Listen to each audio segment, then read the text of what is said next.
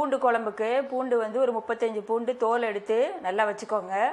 அடுத்தது வந்து சின்ன வெங்காயம் ஒரு 25 வெங்காயம் நல்லா தோல் எடுத்து அரிஞ்சு வச்சுக்கோங்க. அடுத்தது ஒரே ஒரு தக்காளி. நான் வந்து புளி வந்து கொஞ்சம் கம்மியாக தான் எங்கள் வீட்டில் யூஸ் பண்ணுவாங்க, அதனால் ஒரே ஒரு தக்காளி எடுத்துருக்கேன். உங்களுக்கு வேணால் 2 தக்காளி கூட நீங்கள் போட்டுக்கலாம். அடுத்தது கொஞ்சோண்டு கருவேப்பிலை. இந்த சைஸ் அளவுக்கு தான் புளி வந்து நான் சேர்த்துருக்குறேன். அதை வந்து நனைய வச்சுருக்கிறேன். கல் உப்பு கொஞ்சம், கடுகு உளுத்தம்பருப்பு, நல்லெண்ணெய், இதுதான் இதற்கு தேவையான பொருட்கள். இப்பொழுது பூண்டு குழம்பு எப்படி செய்யறதுன்னு நம்ம பார்க்கலாம். வானிலையை அடுப்பில் வச்சாச்சு. நம்ம வந்து நல்லெண்ணெயை இதில் ஊற்றலாம். முதல்ல சட்டி வந்து கொஞ்சம் சூடாயிருச்சு. நல்லெண்ணெய் இந்த அளவுக்காவது கொஞ்சம் ஊற்றணும். அப்போ தான் நல்லெண்ணெய் கொஞ்சம் நல்லா ஊற்றுனீங்கன்னா தான் பூண்டு குழம்பு நல்லா இருக்கும். கொஞ்சம் சட்டி காயட்டும்.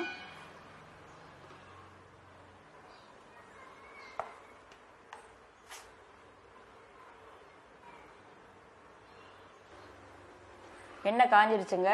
கடுகு உளுத்தம்பருப்பு போட போகிறேன். அடுத்தது கருவேப்பிலையை அப்படியே ஆட் பண்ணிடலாம்.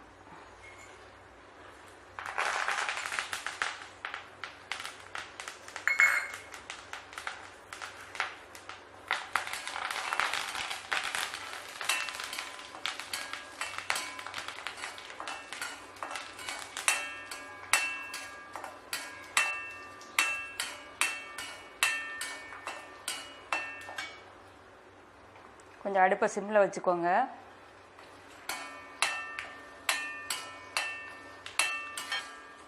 அடுத்து வெங்காயம் சேர்த்துடலாம்.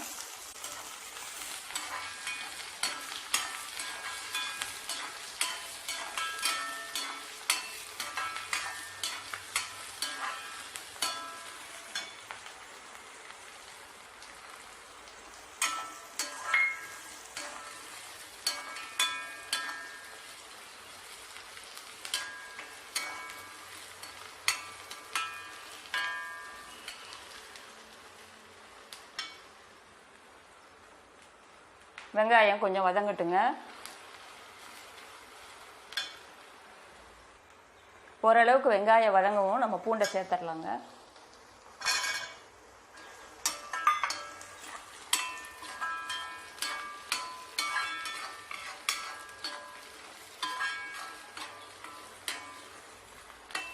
பூண்டு போடவும் அடுப்பை வந்து கொஞ்சம் சிம்மில் வச்சுக்கோங்க.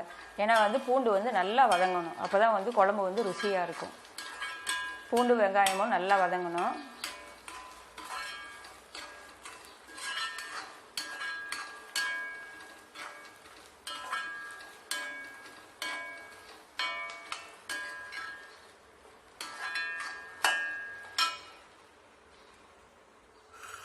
இந்த கல் உப்பு வந்து கொஞ்சம் சேர்க்குறேங்க. ஏன்னா பூண்டு வந்து வெங்காயமும் கொஞ்சம் சீக்கிரமாக வதங்கிடும். அதனால் கல் உப்பு நான் சேர்க்குறேங்க.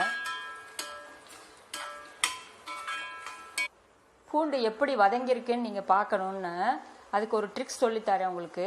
இதை வந்து இப்படி நல்லா இப்படி கரண்டியை வச்சு இது பண்ணிங்கன்னா அது வந்து நல்லா வந்து உடையுங்க. இங்கே பாருங்கள், 2 உடஞ்சிருச்சு. இது 2 உடஞ்சி வந்திருக்குது பாருங்கள். இந்த மாதிரி நல்லா அந்த அளவுக்கு நீங்கள் நல்லா வதக்கிடணும். ஒரு 5 நிமிஷமாவது குறைஞ்சது ஆகும் இதுக்கு. அதுக்கு பிறகு வந்து நீங்கள் தக்காளியை ஆட் பண்ணிக்கோங்க. நாங்கள் ஒரே ஒரு தக்காளி தான் ஆட் பண்ணியிருக்கிறேன். ஏன்னா எங்கள் வீட்டில் புளி வந்து ரொம்ப பிடிக்காது. அதனால் நான் வந்து ஒரே ஒரு தக்காளி தான் ஆட் பண்ணியிருக்கேன்.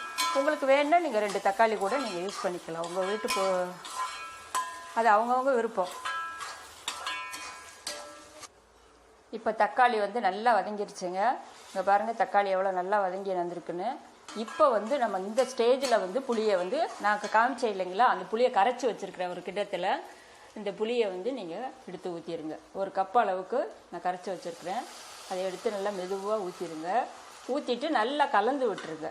கலந்து விட்டுட்டு கொஞ்சம் நேரம் அப்படியே வச்சுருங்க. இப்போ வந்து நீங்கள் உப்பு பார்த்துக்கலாம்.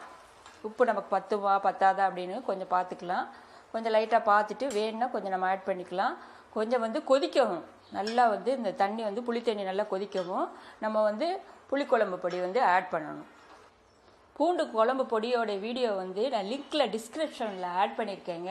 நீங்கள் அந்த வீடியோவை போய் பார்த்துக்கோங்க. இப்போ நான் பூண்டு குழம்பு பொடி எவ்வளோ போடுறதுன்னு இதில் காமிக்கிறேன். தண்ணி வந்து நல்லா பாருங்கள், தளன்னு கொதிக்குதுங்க. இப்போ வந்து நம்ம பூண்டு குழம்பு பொடியை வந்து ஆட் பண்ணணும். எவ்வளோ பொடி போடுறதுன்னு நான் காமிக்கிறேன் உங்களுக்கு.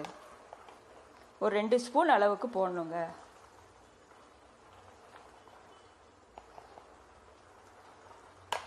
போட்டு நல்லா கலந்து விட்டுருங்க.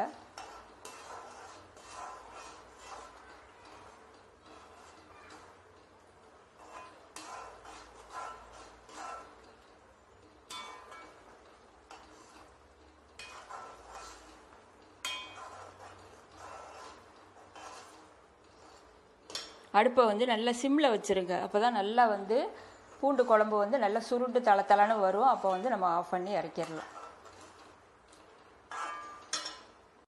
பூண்டு குழம்பு வந்து பாருங்கள் எப்படி நல்லா கொதிச்சுக்கிட்டு இருக்குதுங்க. இன்னும் கொஞ்சம் நேரம் ஆகும். 7-8 நிமிஷமாவது நம்ம வந்து குறைஞ்சது வந்து இதை வந்து நல்லா கொதிக்க வைக்கணும். கொதித்த உடனே கொஞ்சம் குழம்பு கெட்டியாகிற ஸ்டேஜில் வந்து நம்ம ஆஃப் பண்ணி இறக்கிடலாம். பாருங்கள், பூண்டு குழம்பு வந்து நல்லா நிறம் மாறிடுச்சுங்க. நல்லா கெட்டி ஆயிடுச்சு. நல்லா இந்த ஸ்டேஜில் வந்து நம்ம வந்து குழம்பை வந்து ஆஃப் பண்ணி வச்சிடலாம். ஏன்னா ரொம்ப கெட்டியாகி நீங்கள் ஆஃப் பண்ணிங்கன்னா ரொம்ப கெட்டியாக இருக்கும் நம்ம வந்து ஊற்றி சாப்பிடத்துல.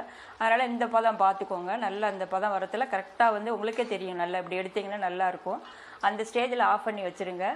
அப்போ ஆஃப் பண்ணி வச்சுட்டு நம்ம சுவையான பூண்டு குழம்பு தயாரிச்சது எப்படின்னு பார்த்தங்க. இந்த வீடியோ உங்களுக்கு ரொம்ப பிடிச்சிருந்ததுன்னா லைக் பண்ணுங்கள், ஷேர் பண்ணுங்கள், கமெண்ட் பண்ணுங்கள், சப்ஸ்கிரைப் பண்ணுங்கள்.